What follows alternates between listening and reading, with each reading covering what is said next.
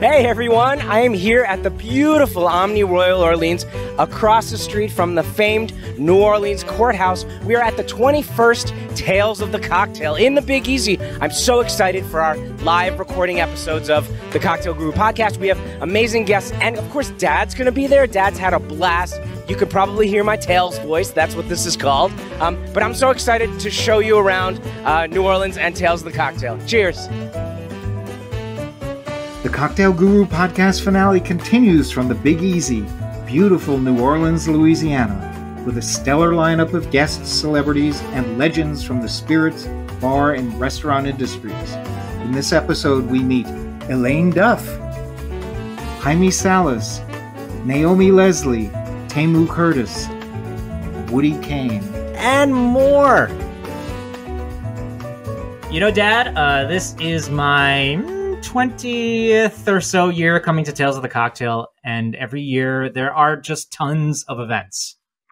It's incredible, John. There are so many. There have been so many, too many to count. I know. And this year, my team of cocktail gurus hosted not one, but two spirited events. Plus, I was fortunate enough to judge the Libby's Makers Cocktail Bar Mixology event, and that was through Libby Glassware and Maker's Mark. That was at the Ritz-Carlton in New Orleans.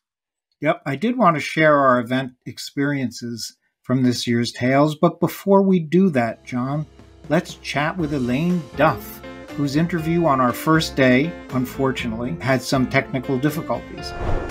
This is my dream come true, having Elayne Duff with us twice. I mean, this is fantastic. I know. Elayne is here. We had to do a little bit of a reshoot because of some technical difficulties, but we're glad in a way because we get to see Elayne and talk to Elayne about her brand new role with a wonderful company, portfolio of products called Sampson and Surrey.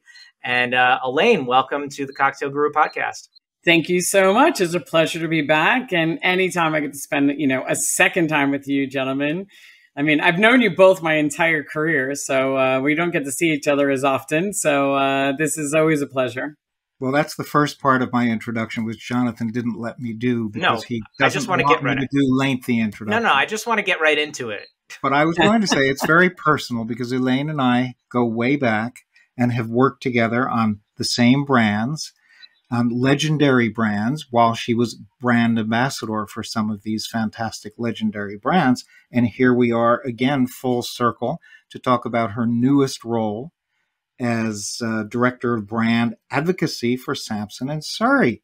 How did you transition into this position from based on your experiences in the past and it is full circle because it is definitely full circle. I mean, as you know, I've been in this industry for 23 years. And as you both know, I've worked for the two biggest suppliers in this industry. You know, I started my career at Diageo, and then I went to Anheuser-Busch, and now I'm working, at Sampson and Surrey. Working for a large supplier like Diageo, I obviously, learned what it was like to be the first ever corporate mixologist for them, and to be a national brand ambassador, to launch brands across the country, execute trade events, execute consumer events. And then working for Anheuser-Busch, I got to travel the globe. I learned how to create activations and education programs globally, which was quite an education. And now I get to apply all of that into my new role. And as you also know, sorry, and I almost skipped over it, which is, in between that and my last job was I created the Beverage Brand Ambassador Academy. So the Brand Ambassador Academy, and Jonathan, you and I sorely know there is no, for those of you guys don't know, Jonathan and I worked together. Jonathan had a agency, and I was helping. Had a part-time brand ambassador agency. That's right. And as you start to work with a lot of companies and brands, you start to realize, oh my God, there is no training program for brand ambassadors. It's a very difficult job to train for, to provide training for, because the knowledge that you need to provide them is so extensive that it takes, a lengthy amount of time. So I created the Beverage Brand Ambassador Academy, which is an online training academy, which brands use now, and I'm using it for my own team, called the Beverage Brand Ambassador Academy. And it's an onboarding program. It literally teaches you how to do the job of brand ambassador. So everything that you need to know, from how to work with distributors, how to work with accounts, how to build relationships in the off and on trade, and then also how to build your own brand. You know, how to build your personal brand as a brand ambassador, how to present, how to manage your time, just all the different skill sets. Because as we know, the being a brand ambassador is a very complex role. So I do feel, as you said, Jonathan, it has come full circle. Because now I get to take all the things I learned from the two big companies I work for, creating my own company and creating a training program, and now being the advocacy director for Samson & Suri, I get to apply all that to my own team. And you know, based on the experience that you and I had, you know what not to do. Absolutely. Because that was rough. It was a tough time in my life, my day-to-day life, in fact. It was crazy. It was very intense, as we know. And, you know, brands have very unrealistic expectations of what a part-time person can actually achieve in a very short period of time, and are disappointed when they can't do it. And that I learned a lot from. I was like, what is actually realistic for, you know, a person to achieve, you know, within a short period of time. And also learning how to hire people a bit better, because, you know, we didn't always hire people that actually achieved what, you know, what they said they were going to achieve. Yeah. So now as in my new role, I've had to hire. I'm fully stocked, and I have 9 brand ambassadors. Since actually we saw each other in Tails, I have brought on 4 new team members. Oh, wow. From Tails? Since Tails, not from Tails, but since Tails. I have hired 4 new people. So now I am fully staffed. I have 7 what we call boss teams. So they're bar operations specialists. So they come to the table with, you know, not only just knowledge about the brand, but also how to run a bar program, how to create cocktail programs. So they really act as consultants with the bars that they're working with. Yeah. And as well as 2 national brand ambassadors, 1 national whiskey brand ambassador and 1 national agave specialist. So I'm really excited. So I am now in the midst of onboarding. Yeah. Soon to be 4. They're still all going through a lot of paperwork process in the background, but by October I'll be fully staffed. And the brands that you guys represent are some of the best in the world. I mean, it's one of the biggest things that appeals to people. Is one of the things, you know, when I got hired at Samson & Suri, when they were interviewing me, they said, Elayne, you know, why do you want to come on here? You know, you have your own company. Why do you need to do this? I said, to be honest with you, I said, I've, you know, been asked to come on to a couple of companies over the years. And I said, this is the first place where the portfolio is incredible, right? So we have Few Whiskey from Chicago. We have Widow Jane out of Brooklyn. We have Ocho Tequila, which, come on, it's a legend of all tequilas. Mezcal Vago. Those are both industry darlings. They're all industry darlings. You know, we got Blue Coat out of Philly, and we got Bren, which is a French single malt whiskey. And each one of them has their own little specific, they all have, you know, as somebody who came from large companies to work with brands that actually I get to meet the owners, the people who founded it, get to meet the distillers, and they all have an authentic kind of story to bring to the table, which is incredible. They really are craft spirits at their best. Yes, that's why your company is called the Beverage Artisans. Exactly. Correct. And the other thing is really cool. It's like, as you know, working for large corporations, oh my God, you have so many strongholds on you. You know, you can't breathe without somebody telling you like, oh, that wasn't correct, or like, how do you need to operate? And the one thing that Robert and Juan, the founders of Samson & Suri, really honor is that they really give you a ton of autonomy. They really look for entrepreneurs so that you can kind of just do what you do. Like, we understand that you have certain skill sets. So we expect you to manage your team. We expect you to come up with programs that you know will make our brand shine. And here's the budget to go do that. You know, it's not extensive, but it's enough that we can do some really cool things. So never been happier. But I don't know if you mentioned this, but if you have, we'll just mention again. I didn't want to forget that great whiskey from Brooklyn. Oh, yeah. No. Like, so we're talking about Widow Jane, because Widow Jane's in my backyard. So it's kind of cool to be able to like get on a ferry, go across to Red Hook, you know, walk down the street, and you got this amazing, incredible, you know, distillery that's there. We're in the middle of building another one. Nice. Because the one thing I really respect about them is that everything that they do with all these companies, they don't want them to change what they've been doing, right? So Widow Jane, if you're familiar with it, they only use, 5-barrel blends. They are really good at blending. But their distillery itself, they started producing their own spirits. And we actually just produced our very first commercial rye, Paradigm Rye. So Paradigm Rye, it is sourced from Indiana and Kentucky. Right, we picked the very best barrels that are 100% rye, no barley, but we also use a blend of our own 100% rye from our own distillery. So it's the first commercially one released into the marketplace where it is 100, it has our rye within it. And 100% rye, as you both know, is really hard to do. It's extremely sticky.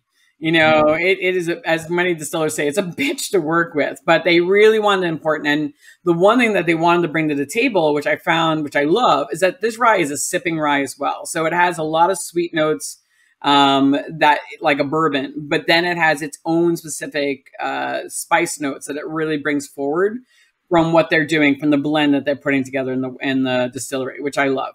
And what we were doing in person in New Orleans with you is we were tasting some of your products, and we tasted some Widow Jane, and I'm hoping Carrie and Margaret will add some B-roll of us sipping, because the video worked out well. It was just an audio issue. But before we let you go, I wanted to mention something that that I didn't bring up when we were together in New Orleans. But for season 1, we had the wonderful Mia Mastroianni as one of our guests, who is of course on Bar Rescue, or was, but also you were the original mixologist on Bar Rescue, or I don't know about the original. I think, actually, that's so true. I was on the very first episode of Bar Rescue. I was. That was Swanky Bubbles, in Philadelphia. I had a very bad black-haired bob at that time. For those of you who don't know me, I change my hair way too often.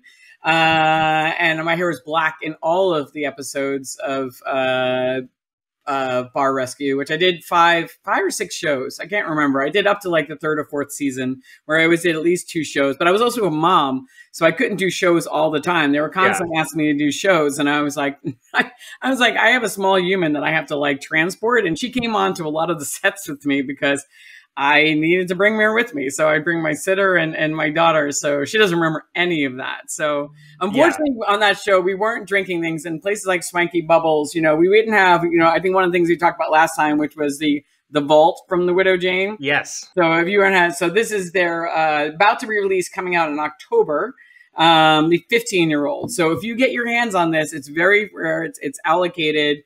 They only take, again, 5 of the most select barrels of their rarest whiskey that are 15-year-old and above. But they also age in a Shinquapin. I don't know if I'm saying that, Shinquapin oak, which is air seasoned for 4 years. So it has lovely notes, but it basically, the reason why they pick this particular barrel, so they blend all the barrels together and then they finish it off in this Shinquapin oak cask, because it brings a particular flavor note. It also allows the bourbon to sink much further into the wood. So it really gets a lot of notes of like, and I want to make sure I get this correctly, on the palate, which I have it right here.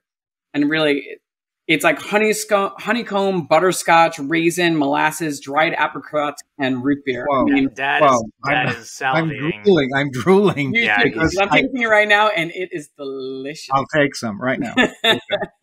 So look for that. That's coming out in October. Oh, wow. Oh, it's not out yet. Okay. No, it's coming out very soon. If you see I just saw Widow Jane. I just saw a rather nice stacking of Widow Jane in a shop the other day. Yeah. And I think I better go back to that shop and buy some. I think you should. The 10-year-old you'll always find, and it is fantastic. And I do love both our ryes. The Paradigm and the Applewood are phenomenal. It's the rye that I'm going to go after, Elayne, thank you so much for taking the time to come on with us again. Take 2, part 2. And we wish you the best in your new role at Sampson and Surrey. All right. Thank you so much, gentlemen. It was so great to see both of you. Thank you, Elayne. What a pleasure to see you. Thank you.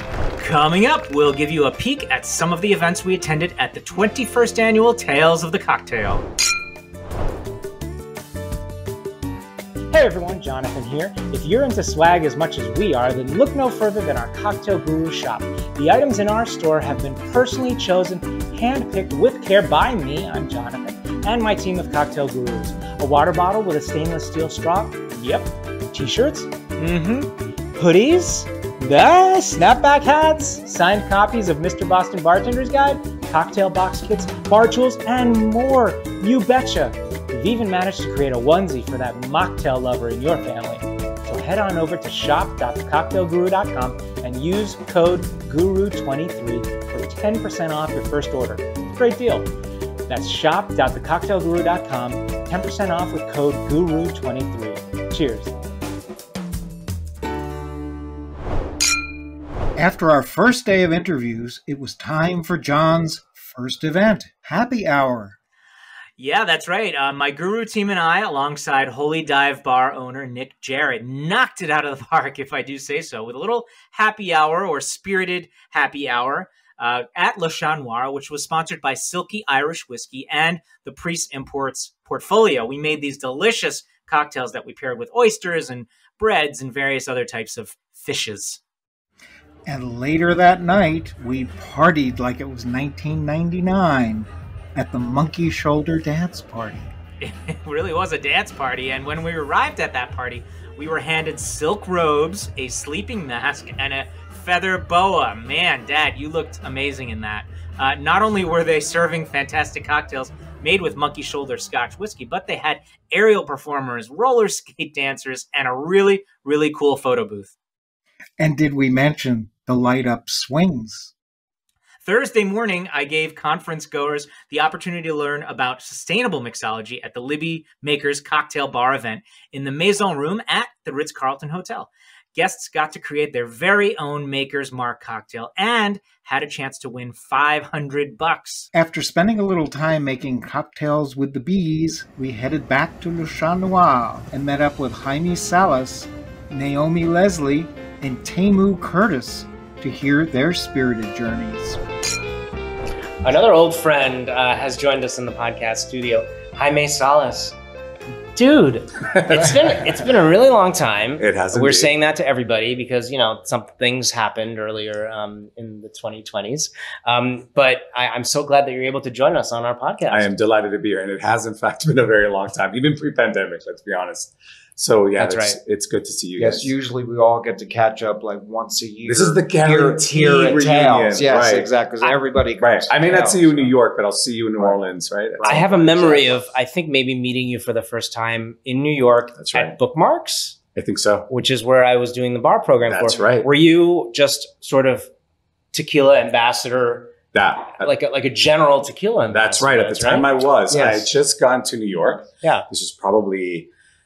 Oh, I hate to say it. It would have been 2007? Probably, yeah. Because I think I'd gotten there around 2006, maybe. And I met you shortly after that. Yeah. You were the first pioneers. I remember, right? That's our old school, if you will. Yeah. I got to meet a lot of great people through you as well. And people we have in common to this day. Yeah, and I was representing tequila. And I was with, what portfolio was I with then? I can't remember. But it was a great time. I was new to New York, and I thought, what a great city to represent tequila in, right? Yeah. No idea of the affinity that would grow from that and the popularity of the spirit. Being from California and Mexico, I thought, of course, clearly it's in our blood, right? Something we love.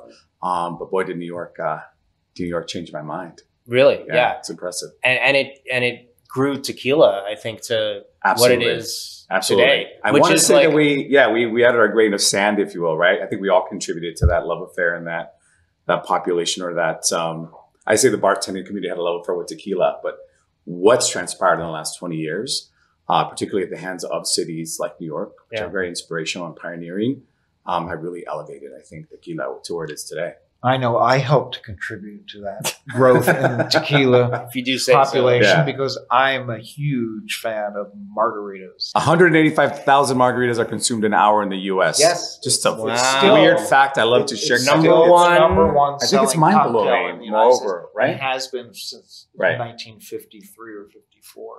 But yet tequila is not the number one selling spirit. Yeah, it's not. I never understood. I didn't either. And, I know we're limited on time, so we probably really can't get into it. Right. But when you stop to think about the nuances related to that, it's mind-boggling, to your point, because also if we break down margarita consumption, not everybody drinks a margarita probably drinks tequila neat. Yeah. Right? You know, Yeah. they like the spirit, they like the spirit, they like the cocktail, or both. But some people prefer just the margarita without the tequila. So that blows my mind. Right. I don't know if that contributes to that, right? I don't know. But when you stop to think about it, you're like, how could you not love everything about tequila? Oh. Yeah. And at its very core, the agave plant, this herbaceous, floral, earthy thing that is like nothing else. But a cocktail's a cocktail, I suppose, right? And that is why we're able to popularize, I think, these spirits through the catalyst of the cocktail. I want to get into tasting some of these. So you have the Cristalino. We should probably taste the Cristalino before the flavors. Right? You know, speaking of tequila and where we're at, and clearly the consumption, the love affair that folks are having with this famous agave spirit, probably the most famous ambassador from Mexico to the world. It's Cristalinos right now that are, albeit very small, They're hot, though. platform. They're hot. The velocity is What is insane. it? What is it about it? Is it like a? You know what it is? I think we have it's a new shiny thing. I think we also have a new drinker who appreciates a white spirit, if you will. And here we have, Juan Domingo, back in 2008 launched a Cristalino, and since then people have started really getting into them. And this is our 1800 Cristalino en Añejo. It's a combination of our award-winning Añejo made of French and American. Are you familiar with Cristalinos? I don't know if you are. No, I'm not. Essentially, it's a tequila it's an aged expression of tequila that is filtered through charcoal filtration to remove the impurities and imperfections of the oak.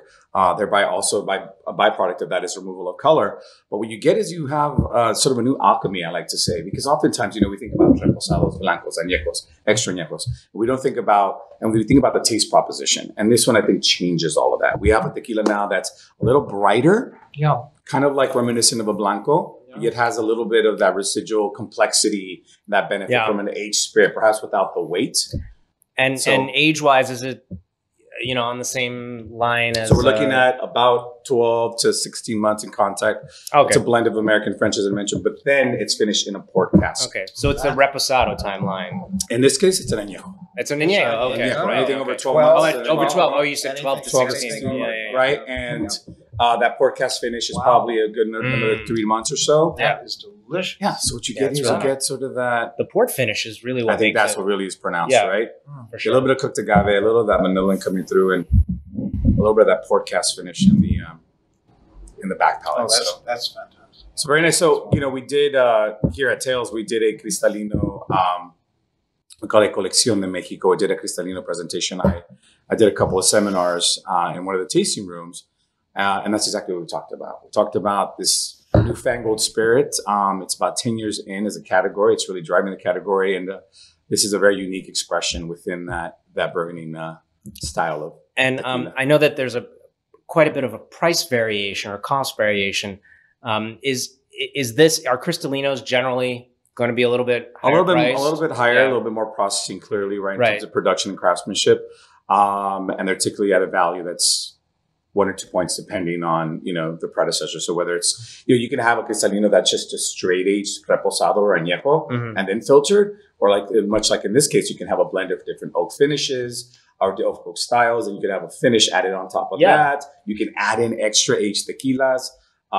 So all of those things are clearly going to add. There's a really cool amount of flexibility, I think, when it comes to, like what you're saying, the different barrel ages and whatnot. Absolutely. I think it's really cool. Absolutely. So you can have just a straight age, or you can have something that's truly complex. And I think what's really cool about it is you can put it in a cocktail, and it can be just as bright and sort of, mellow to a very complex. I don't know. Say this would work equally as well in a elevated tequila soda as it would in old-fashioned. Or ranch water. Ranch water, and I think the one you're about to pick up next is probably the coconut. I think. Is that what you want to try? Yeah, let's try that one. So 1800 coconut. Wow, this is so we're all about flavor at 1800, right? And what we mean by flavor is we're the world's most awarded family portfolio, and for us, it's about all the elements of good of things that taste good and things that we feel are represent good taste, and all cultural elements, food, music, right? And here clearly we're talking about the product itself. For us, it's how do we make something? People are clearly clamoring for spirits that are either infused with something or have some sort of flavor. I remember coming across this, actually. I hadn't worked on the brand yet, and I came across it at a store, tried it, and thought, coconut tequila. All right, let's give this a shot, right? Sure. I did so. I haven't gone back since. Let's put it that way. And I tend to be very discerning when it comes to flavored spirits. But you taste it for yourself. It's got this beautiful tropical coconut note. Yeah. And it's nice. It's not rind. Yeah, I think. And you don't get the it doesn't sit on your tongue. It's a really nice, clean. Right, it's a clean finish. You don't get kind of like the glycerin. Yeah, you don't get this sort of precarious situation to talk about anything coconut flavor, because we often go back to that thing that we always think about when it comes to coconut, right? Suntan lotion and things like that. Right. It's quite the contrary. You get that agave, you get that floral note, that herbaceousness from the piña, from the agave, and then you get that layer of tropical flavor. And it's taken 11 generations to get here. That's right. You know that. We're 11 generations in. A lot of tequila know-how, clearly a lot of innovation with the Cristalino and the expansion of our portfolio. Yes. And our latest introduction, we launched this earlier this season, if you will, or during the summer. It is cucumber jalapeno. I don't have to tell you that everybody loves a spicy margarita. Oh, yes. So we want to facilitate that for folks by having something that's ready in the glass, also infused with cucumber. And you do get a lot of cucumber peel in this, I did want to say. Oftentimes, we get that cucumber rind, we get that cucumber flesh.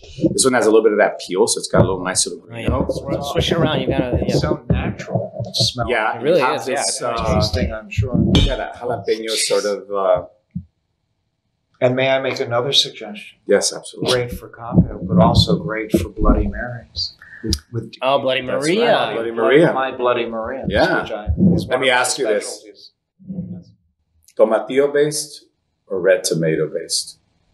No, mine is tomato based. Red tomato, Red tomato. Okay. Yeah. You ever try with tomatillo? I have. Yeah. I have. And I like that too. Yeah, just one more way down. This has become very serious. This conversation. Yes, it has, and it could get even more. It's a matter of taste. I wanted to get your. What I like about perception is that both of these they're not cloyingly sweet, and the proof is like there are other flavored spirits out there that add a ton of sugar and it brings the proof down and it's just sticky. You have more of a liqueur than you do something that stands as tequila. Yeah. The intention here is to keep it in line with our craftsmanship and process. We employ the same recipe we have over 200 years, and the idea here is how do you take that tequila base? How do we infuse these flavors, add into it, make it so that it can stand on its own as well as a cocktail. Exceptionally good with pineapple juice, and incredibly great in a margarita. But I can tell you that I personally have been drinking it with flavored soda waters. Just depends. Sure. Yeah, it's all very refreshing. Very refreshing. Very just refreshing. Just in time for summer. Yeah. And what are you guys doing anything at Tales? Are you activating or? So yeah, we incorporated 1800 into the Cristalino portfolio event that we did, which is essentially a tasting room, and we brought in a couple of bars from Mexico City. Top that's 50 right. best bars. Yeah, we brought in Rayo and Caito. Yeah. We brought them out here just to really sort of showcase exactly that. What is Mexico doing with Cristalinos, right? After all, we can deny it all we want, but tequila is Mexican. The hotbed of tequila, clearly, right now when it comes to cocktail culture, is Mexico City and Guadalajara. And so we brought them out to, tell us a little bit about Cristalinos, how they're employing it, how they're using it, how it is that they are sharing it with the masses. It's been in Mexico for over 10 years, and, Cristalinos here are about 2-3 years in. Yeah. Outside of, in terms of popularity, they've been here longer, but it's now starting to really pick up. Where I'd say Mexico, they've been here for around over 10 years, and it really started to pick up around 6-7 years ago. So you can imagine we're a little bit behind. Usually we're the trendsetters, if we're honest, right? The U.S. is, in fact, who sets these types of consumption trends, if you will. Right. So we brought them in to just give us a little know-how in terms of how Mexico is utilizing Cristalino. So it was really good. We got a lot of great feedback from folks in attendance. I think, when you come to Tales, you have a lot to explore, and there's a lot of options, a lot of things you can learn. Yep. So it particularly did my heart warm to see a lot of people lined up waiting to learn more about this mystifying sort of new tequila everybody's trying to learn more about and get a clarification on, if you will, pun intended, right? It's like, what is a Cristalino? Tell us all about it. And that's just what we intended to do, is to just shed a little light. That's awesome. Well, this has been a great conversation, Jaime, and great to see you. Like we said before, it's been a long time. We go way back. And we really appreciate you joining us on the podcast. Thank you for having me. I appreciate you guys, and it's great to see you too. Thank you, Jaime Cheers. Salas. Salud. Thank you. Advocacy for Proximal Spirit. That's right.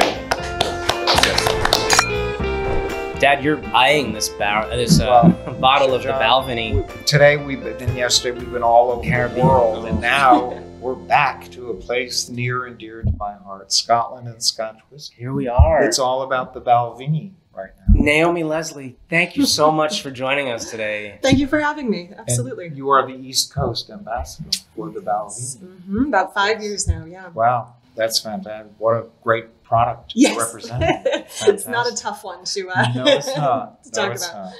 No, there's been such innovation at the Balvenie, and you have for us the Caribbean cask, 14-year-old. Wow. Yes. This is probably my favorite bottling of Balvenie. Yes, Oh, absolutely. you've had this.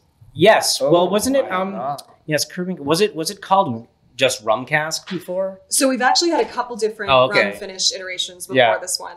The difference with this one is that now we actually blend the rum ourselves in the Caribbean, Oh yeah. bring it in vats over to Scotland and season the casks, versus previous releases we would do kind of the more normal thing, which is buy barrels directly from distilleries. Right. But we found consistency was tough with that, so we decided to take it into our own hands. Fantastic. Yeah. I'm gonna pour some. Yeah, this is, I mean, by far a crowd favorite, this Caribbean cask. It's just beloved by all. Yeah. Absolutely. Mm. Just that hint of tropical in the nose. Yeah. Yeah. Pineapple, coconut. Absolutely. This is the first Balvenie I ever tried, so it's a very special Oh, place is it? in my heart. Yeah. Near and dear to your heart. Exactly. I worked at a rum bar, and if you're going to have a cool scotch in a rum bar, this is a great one to have. What was the rum bar? Blacktail. It's the sister bar to Dead Rabbit. Were you there when my dad did a training? Oh, maybe, actually, I I'm did sure. a staff training for both properties. I think I do at remember Blacktail. that. Yeah. Was that well? That must have Absolutely. been just about 5 years ago or so. No, right? longer than that. Yeah, I was think so. there. Yeah, from 2016 to 2018. What was the training? It What was the could've been- training that it you was did? Probably somewhere between. Was it on Bloody Marys? No, What was the it training? was, Remember? yes, it was Bloody Mary. It was Blake because you wrote a book called Bloody Mary. And Very I think cool. That's right. Yeah, no, it's a great spot. I missed that. That was a sad 2020 closure, unfortunately. But Yes, I know. I know. yes. but yeah, this is one that it definitely helped me fall in love with this rum finished whiskey. And did you start working in bars in New York? Okay. Yeah, so I came to New York from college in 2014 and didn't really have any clue what I wanted to do. I just knew I wanted to live in New York. And I got a job bar backing at Dear Irving, another great spot. Yeah. And would train on my days off to bartend. And then eventually I got the CAP program here, which is amazing. So it's always fun to be back at Tales. Yeah, that's the Cocktail Apprentice program. Exactly. So I kind of started out there. And then I ended up meeting the Dead Rabbit crew through the CAP program. And that's how I ended up at Blacktail on the opening team there. So, and pretty much only a whiskey as good as the Balvenie could have gotten me to leave Blacktail. I really, really enjoyed bartending. Yeah, there. yeah. That was a cool It was a place. great spot. Really cool. Mhm. Yeah. Yeah, but it was a very much brand-driven decision. So people actually used to tease me when I was still bartending of secretly being paid by the Balvenie because it was always my recommendation. Right. So it was very, very specifically about this whiskey that I came onto this role. So Well, this is a very innovative product, but that's something that Balvenie has been doing for a long time because as we were talking earlier, I remember quite well when the 12-year-old Doublewood was released, and that was way back in 1993 when I first started out at a particular wine and spirit importing company and became involved in the Scotch whiskey industry. And with a company that was also doing double maturation, but not as early as 1993. So this was very innovative and one of the first of the double mature whiskeys. yeah, absolutely. And so our malt master, David Stewart, that was, I think it's something we take for granted now with the double because you see that so frequently. You see it all the time. But at the time for David, that was hugely, hugely influential and new and kind of this pioneering moment for him. So that was a really exciting time in our history for sure. Yeah.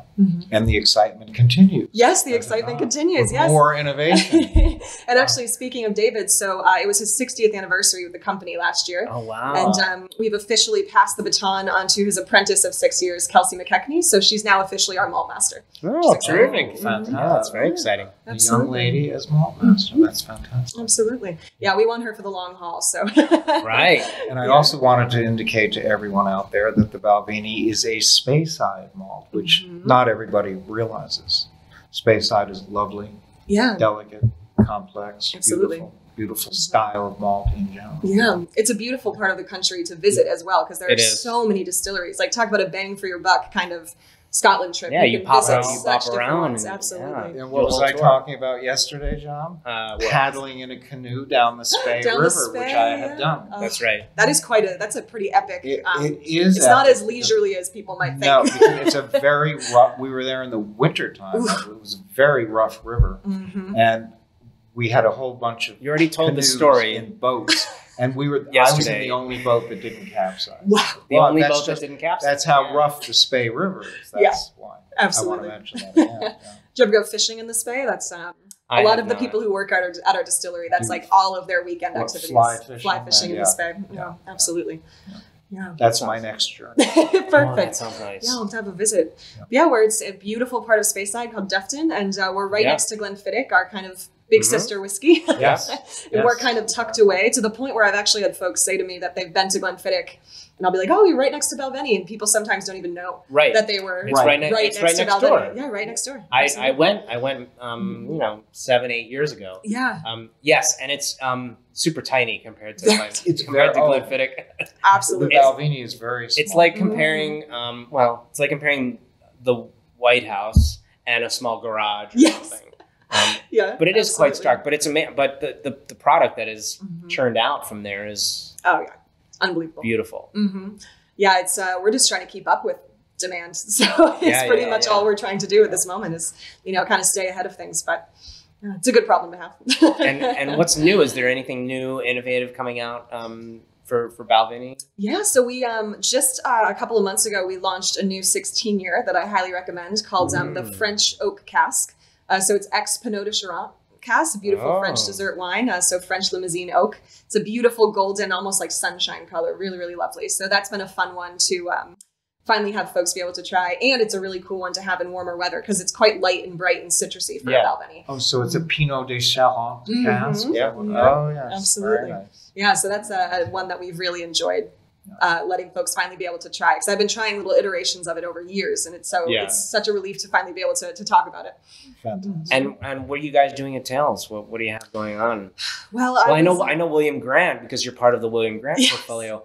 Always puts on these amazing parties. We were at the Monkey Shoulder party yesterday. We interviewed Anna yesterday for our podcast. Awesome, she's amazing. And the portfolio party a couple days ago. Yeah, the portfolio party is always such a win. And it's just nice, too, to work for a company, even besides Balvenie, that has so many good brands. I mean, Monkey Shoulder, Milagro, Hudson, Hendricks, Tullamore Dew.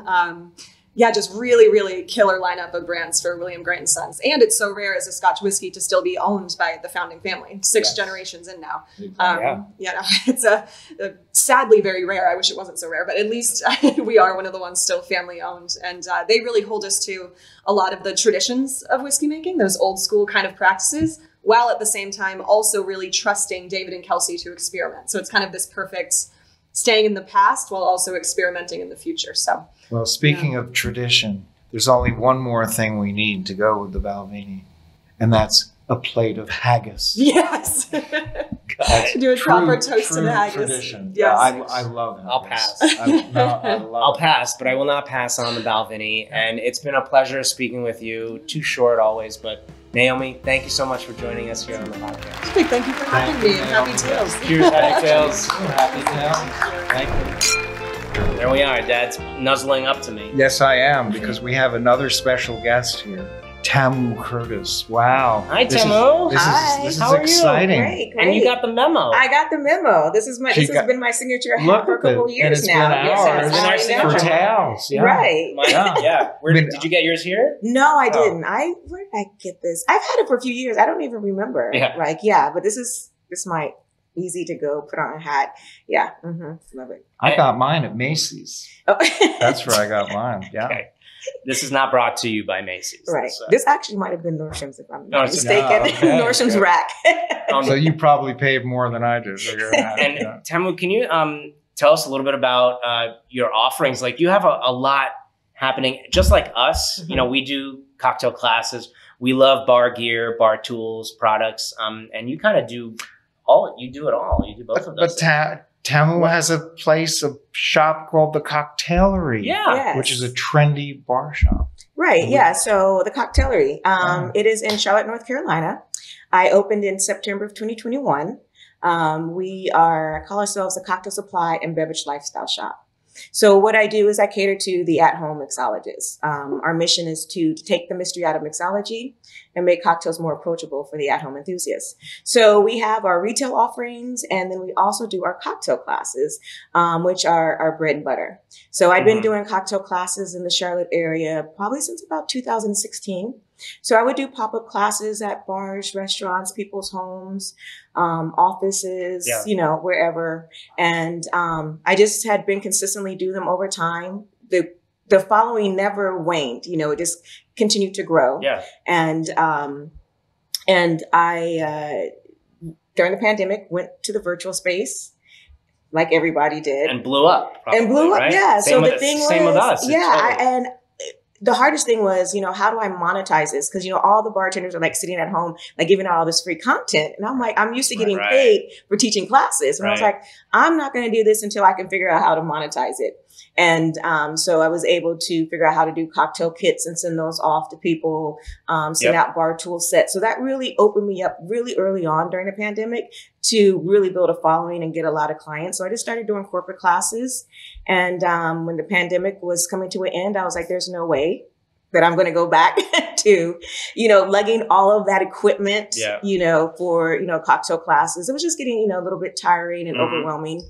And so I really had the vision that I wanted to create a whole 360 experience. I wanted to be immersive. So when you walk in the door, because it's for the at-home bartender, I want you to feel like you're walking into somebody's living room and they're going to offer you a cocktail.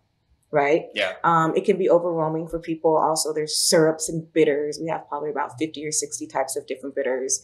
And people don't know where to start. So we have a bitters tasting bar where they can come over and just get a little lesson as we go through tasting bitters. They can take a class so they can learn how to make a cocktail, learn how to use those syrups. And hopefully after they have a couple of cocktails, they're a little buzzed and they walk out the store and buy some more stuff. Right. Wow, that sounds like a really sophisticated, innovative, state-of-the-art operation. Yeah, I like to say that I want to become the sur la table of the cocktail industry. Yeah. Okay, so it's very much that model. Yeah. But for me, when I was buying cocktail equipment, I'm going all over the place. Yeah. I'm Amazon, I'm West Elm, I'm Crate and Barrel, I'm Bed Bath and Beyond, rest in peace. Right. No, seriously. Right. And so, and then people would take my classes and then they would go to Amazon and buy everything. Or they, shake out of a mason jar. And, I felt like, all of that should be in one place. Yeah. So that's really, what the concept of it is. And as I'm sure our executive assistant, Gina, can attest to about virtual classes, that during the pandemic, that kept us afloat. It kept the business going, and we were crazy busy doing that. And that's died down, and we're back to in-person. But in-person classes are so cool, and being able to go to offices and do them there too is really fun. I really just love bringing people together in the social environment. Cocktails are social, right? So, you have people from all walks of life. We have people from all different ages, different backgrounds, and they sit around. We try to make it a very interactive space. They meet new people, they're talking, we're sharing cocktails, and we're all there, learning, right? So nobody's here and nobody's there. Right. And I wanted to create a space, where people weren't afraid to ask questions. Sometimes, you go to the bar and, I see maybe a patron ask a bartender a question, or they order something that's, like a cosmopolitan, and the bartender kind of snickers at them, or they're making jokes. And I really hated that, and I wanted to create a space where there is no, bad question, it's just an opportunity for education. Yeah. So what we try to do is just take classic cocktails, to give people the foundation on making cocktails, the elements in constructing a cocktail, so that you are empowered to look in your pantry or refrigerator and make your own creation, right? So we're not training bartenders, right? We're trying to empower people. Why do you want to use fresh citrus? When do you use your ice? How do you use your ice? How much ice? Why do we use this glass versus this glass to make this cocktail? You know, very simple things that I think a lot of times people or bar industry professionals assume that everybody knows, but the at-home person really just doesn't, right? We really start with the basics, like this is a jigger. And it helps us as bar industry people, especially bartenders. They'll come in and they'll know more, you know, and they won't feel completely lost. Absolutely. And and we'll be able to, you know, give them better hospitality. I agree. You know, it really just opens their eyes. And so they are asking for certain things, you know, when they're sitting down. Now they know what they want to order. Right. They know what their palate preference is. Right. So it does make it easier, you know, probably for the bartender. Yeah. And do you teach the classes yourself? I do. So I started teaching, well, we have 4 instructors now, but when I first started, when I was doing the pop-up classes, it was just me. Interesting thing is I never worked behind the bar. So I kind of got immersed into the hospitality industry through my, through a bar promotion I was doing. Got invited to a Hendrick's Gin cocktail class. I thought it was super cool. I don't even know what I was drinking at home before then. I think I was just drinking wine. And I wanted to create that experience for people who followed my tour. And I had different bartenders from around the city that would teach the classes. And then once I was empowered to make cocktails, I started teaching the classes because I felt like there was a different perspective I could give because I was the person on the other side of the bar. So I know what I wanted to learn and how I wanted to learn it. Yeah. So I started teaching the classes and, you know, and that's the whole thing I tell people. I was like, listen, I was on this side of the table. It's very intimidating. You go to the bar and there's like rows and rows of, you know, liquor, and the bartenders are measuring things so carefully. They have the cool shake. And I was overwhelmed. I was like, there's no way I could learn how to use all these bottles. But once I understood what a liqueur was, you know, a sweetening agent, citrus, you know, when do I shake versus when do I stir?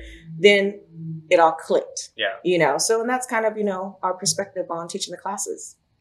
Cool. And for people who want to visit the store, but they're not in Charlotte, you have an online presence. Yes. So we have an online presence. We have an e-commerce store. We ship everywhere. We have a great site. I always like to say, you know, I want to be able to compete with the major players because I see the brand growing in that way. Different locations. That's where I am now, raising money to open more locations of the Cocktailery. Oh, cool. Go into consumer products. So we do carry some of our own proprietary bar products, but I want to create a bigger, have more products, go into wholesale. I like to see our bar tools in bars and restaurants. You know, Cocktail Kingdom is great. Yeah, Barfly is great. Yeah. But I know where Barfly gets all their stuff. So that's kind of where I am is really hoping to grow the product side. You know, products are king. Yeah. And I think as the brand grows and the awareness of the Cocktailery grows, then having the Cocktailery name on a bar tool might be cool. That's awesome. And what do you have going on at Tales? Are you just kind of bopping around? I am bopping around these streets. I don't know if I'm coming or I'm going. This is my first Tales ever. Oh, all right. Yes. So it's really exciting. It's really exciting also to meet people that I follow online on Instagram and meet them in person. Yeah. So I've seen a lot of, you know, rock stars out here and thank you. Yeah. Appreciate the So it's been great. So it's been great, you know, talking to them. Wait, rock stars? What rock stars? You know, bar professional rock stars. Bar stars. Yeah. They're rock stars to me. Yeah. You know. They are. Yeah. They are. That's awesome. Tamu, thank you so much for being able to come in here and to sit down with us. We really appreciate it. Thank you so much for having me. This is really great. You know, we got something going on here. This is important. Yeah. There's an ongoing relationship. Yeah, exactly. This is memorable. Yes. Cheers. Thank you. And with one more interview to go, we headed over to the St. Pat's Irish Coffee House in the French Quarter to meet up with the buskers, Woody Kane. We're outside in this lovely courtyard. This is a switch from our normal interviews. We're out in the open and the beautiful sunny skies of New Orleans. It's hot. Yeah, but you know what? It's not as hot as in past years, not as humid. It's really quite comfortable. Carrie, our executive producer, is making a really awful face about the heat right now. But what are we calling this? We're in the Busker Irish Whiskey Courtyard? Pavilion. Well, we have Woody Kane over here. What a treat this is, my friend. Listen, you know what? It's absolutely fantastic to see your face again. So it's great to see you. We just saw each other back in April. April at WSWA. Yeah, it was fantastic. A great time. Look, we're absolutely delighted to be here at Tales. The Busker is fantastic whiskey, well deserved of getting people to try it out. So we're just delighted we got the opportunity to be able to get people here and get people to taste some good Irish whiskey. And of course, you guys being here, that's making it even more special. So thanks very much for coming, guys. It's a pleasure, Woody. Thank you. This is great. We have some expressions here, and I know that you wanted us to taste one. Can we get right into tasting? Is that okay? Did I ever refuse a taste of whiskey? So of course we can. What we've got here is got a very special whiskey. It's not released yet. Okay, it is a new evolution of what the Busker is going to be offering. You can even see by our bottle design has changed. We've got more prominence with Royal Oak Distillery right there on the bottle, and nicely embossed, really tactile. This one here is at 46.3, our normal are 44.3. This is a pot still which has seen some bourbon cask for 3 years, and we stop it dead after 3 years, and then we put it into a sherry cask for just 1 year, and we leave it for that 1 year. Now these casks we've heavily invested in, so we're really making something that's very, very special. And I thought, you know what, seeing as you guys are a bit special as well in many ways, we said we'd have a little taste of this together. Thank you very much. This is incredible. This is beautiful. Beautiful in the nose. I get a fair amount of funk in the nose, which I really like. Yeah, but I get I'm getting sherry in the nose, which I love, and I think that was a brilliant idea to use sherry casks. Oh yeah, you get that. We were talking about this earlier. You get that rancio, right? Yes, the rancio element that adds complexity and richness to the spirit, which I find most often in cognac. And this is quite similar to that. And also sherry. The term comes from Jerez in Spain. Yeah. And here at Tales of the Cocktail, you guys have a pretty hefty footprint, and I think it's great because this space right here, what are the things that you're focusing on here at Tales? Look, the whole key to this is about tasting, you know? It's about getting people to really experience it. Now, we have had Saeed, the Hawk, as he's known, and we've had him on the show. Fantastic guy. Fantastic guy. And we have, as well as that, we've Gillian Vos as well. So they've really worked with the product, and what they've done is they've brought some fantastic cocktails to life. I mean, look, I always say I'm a kitchen cocktail guy. I open the press, whatever falls out goes in the glass, and I'm hoping to God it tastes good. But what you've got here is you've got that creativity, that spark of imagination that really comes with this mixology. And they've worked with the products, and they've really worked well. Some of the amazing cocktails over the past few days with the Busker, to be honest, throughout Tales. I mean, you guys have been going around as well. There's some amazing spirits here, amazing people, and some fantastic cocktails. And you know, I had a question in my brain, and I answered it myself as I was asking that question to myself in my brain. It was a question to you, and you are the answer to that question, or you're part of that answer, because in my mind I thought, well, how do you stand out in a market, or just as an Irish whiskey brand, when there are quite a bit of Irish whiskey brands coming out there? You are part of that. I mean, I think having someone like you, having a personality like yourself, really adds to the clout of the brand. Yeah, well, personality is a big thing. I mean, the only thing is you can have a personality, but you might not have fantastic liquid. We're lucky in the sense the Busker is absolutely amazing liquid. You've tasted our next generation, but if we even go back one from this pot still to this pot still here, we have gotten word. I know the awards is tonight, and I don't know if I should say it right now, but we're after winning best Irish pot still for our pot still in the Busker. Thank you so much. It's great. Well, this is airing afterwards, so you would have already found out. Oh, that's okay. Yeah, so I didn't know before this. So it's great. Can I pretend that I'm presenting you the award right now? Let's go for it.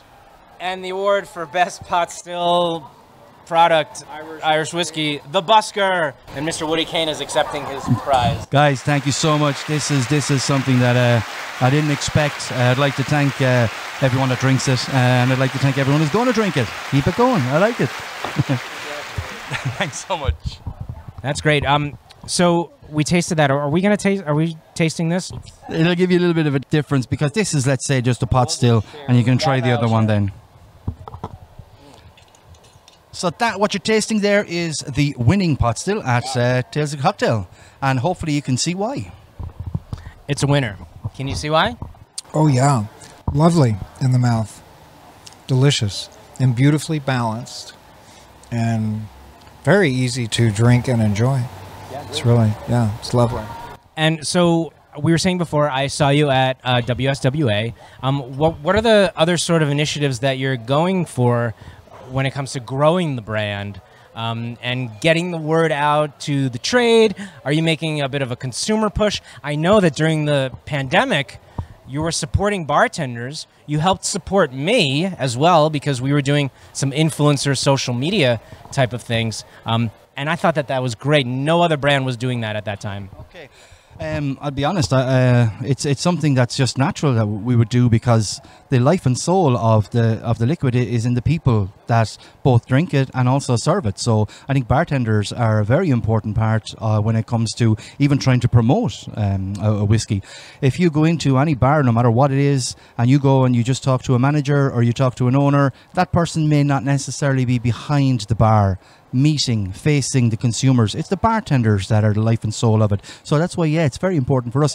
So look, we've got some initiatives coming up. We did the Barstool program, so we had that. We've been at Whiskey X. We're here at Tales. So we're heavily investing on trying to get liquid to lips, and we're also doing quite a lot of busker sessions. So we've got some fantastic guys. The guy here, Jasper, today, he's been playing all day long in the sweltering heat. I don't know how he's lasted, but absolutely fantastic. And it's just they're the people who have the passion and the drive to get out there, play some music.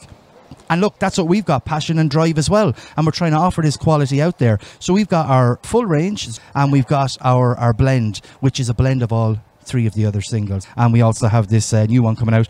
But the blend is a mix of grain, malt and pot still together. What's unusual is it's the only Irish whiskey blend that has all three types of Irish whiskey in it coming from just one distillery.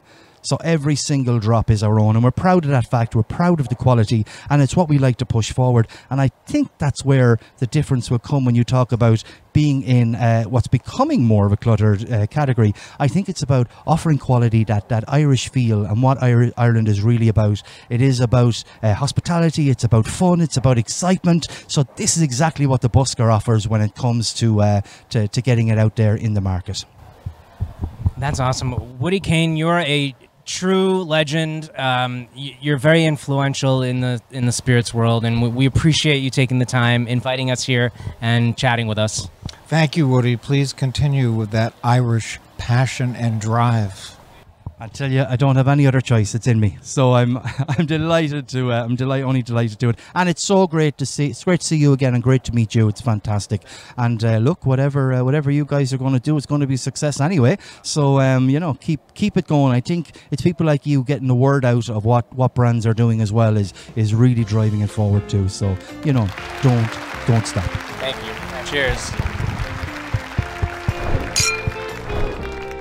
We ended the 21st annual Tales of the Cocktail with Jonathan's second spirited event, a fantastic dinner. That's right. We've been doing these dinners for many years at Tales, and this year we collaborated again for the second year in a row with Chef Christina Quackenbush from Milkfish. This was a Filipino-style cocktail dinner pairing at the International House Hotel, of course, with our good friend Abigail Gullo. Our first dish was Gulf Kinilaw, paired with what I call the entrada cocktail, followed by Lechon Bicol, accompanied by Yamada, all original cocktails, of course, with the Gonzalez Bias portfolio of Spanish products.